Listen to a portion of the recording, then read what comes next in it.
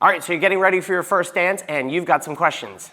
Maybe you're the bride worried about the groom, or the groom worried about the bride. In today's video, we're gonna walk you through choosing a song, which dance style you should choose, whether you should learn online on YouTube or take dance lessons. Plus, we're gonna share some tips and tricks that we've learned by teaching over 1,000 people to dance for their wedding, including why I have this white dress in my studio. So let's get started. All right, so there can be no dancing without music, so the first thing you have to do is choose a song. Now, if you have a song, congratulations, you can skip to the next section. If they don't have a song, Miss Emily, what are some good inspirations to find some wedding dance music? Great question. YouTube is obviously a great source. The other options are Spotify and Amazon Music, which I found more and more couples coming in that have found their song off Spotify. So there are already made playlists for fast or slow wedding dance songs. There's also father-daughter and mother-son. So you can take a look at those and maybe find the song that speaks to you. Okay, so if you can't choose, one of the options is to make a mashup, and we're gonna talk about that in just a second.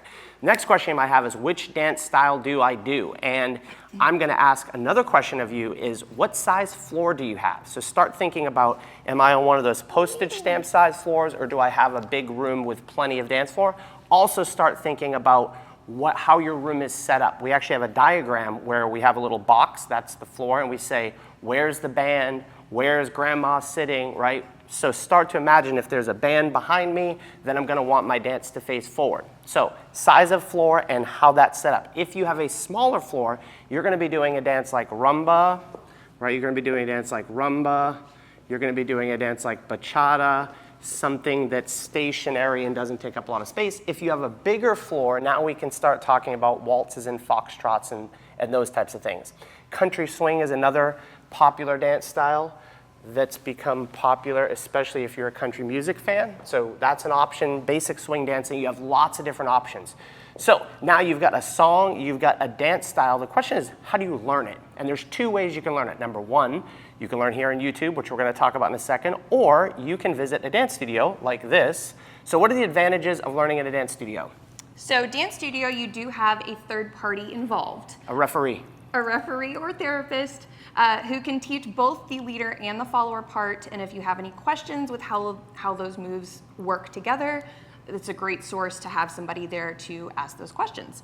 The other thing is you actually, since wedding season can be a little crazy, this is a designated time for you and your fiance to come in and do something fun and hopefully stress-free, maybe a little stressful, but less stressful than the rest of the wedding planning, and something fun to do together. And that'd be my recommendation, whether you learn in a studio or online, would be to cut out some time in your schedule. We recommend people, if they're taking lessons from us, that Tuesday at 7 o'clock is your lesson night because you're gonna be busy. Put it in the calendar, that way you can get it done. So the question is, which is better? Well, let's talk about price. If you come into a studio, depending upon where you live, it's gonna be $75 to $100 per hour for lessons. So that gives you an idea. Second question is, how many lessons? And I think the amount of time is about the same whether you're learning online or with a teacher. And on the low end, you're looking at 3 hours minimum to be able to accomplish some sort of basic move, some sort of turning move, right? And maybe some sort of underarm turn, right? So something like that is going to be 3 hours on the minimum. If you get into the mashups and you want a full routine and something that's really well organized, you're gonna be looking more like 10 hours. Plus of time, 10, 15 hours plus of time. And if you're getting choreography, you're probably gonna have to do that in a studio. Let's talk about finding a good studio. Google reviews are awesome because we have a lot of people that have reviewed the studio that have done wedding dance lessons. So if you see our studio in Louisville, you're like, hey, they're legit 5-star reviews, and this couple just learned their wedding dance last month. The Knot is also a good place. Great place. If a studio has been in business. But if you find a solid studio, they're gonna take great care of you. We talked about online learning. That is going to be obviously cheaper, right? We sell some courses that are going to be far cheaper than learning in a studio, but we sometimes, the motivation of having to do it on your own and the stress, so as long as you cut out time in your schedule, you're good to go. All right, so let's talk about, you have now a song, you've learned some steps, you're comfortable. You might have a question, do I need a routine? Did we talk about routine versus not? Not yet. So do I have an organized set of steps that I'm gonna do like a routine? Or do I just have some steps in my brain that I'm gonna lead? And this, Miss Emily said this earlier off camera, it depends on your personality, right? So if you want to fly by the seat of your pants and you're just leading and following, that's a great option. It also gives you skill because you guys can dance on your own without a special routine. But if you're of the mindset that you want things organized, which sometimes us boys are, or maybe the girls don't trust the boys to remember, either one of those, at the very least you want some organized steps done in a certain order, which helps us as leaders keep things in order. But now let's talk about tips. You've got your song, you've got your dance, you've got your moves, you're ready to go, and it's the big day. What can go wrong?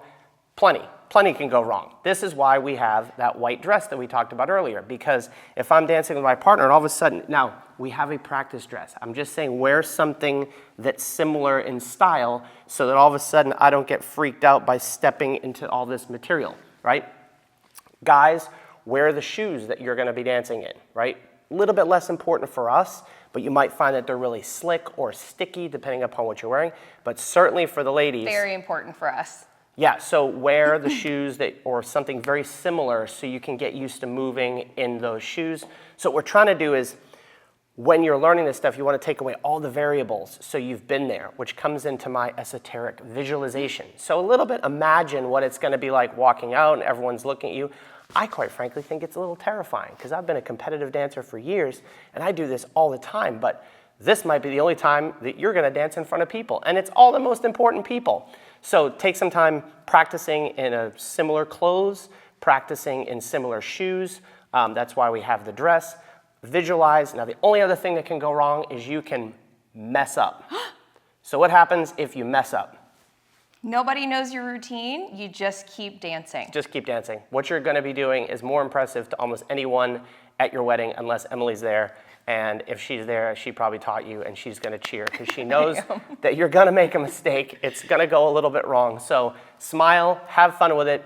We said before, if you were interested in online learning, we do have a course, The Ultimate Guide to Wedding Dances, which will take you, if you have 3 hours to invest or you have 10 plus, all the moves are there.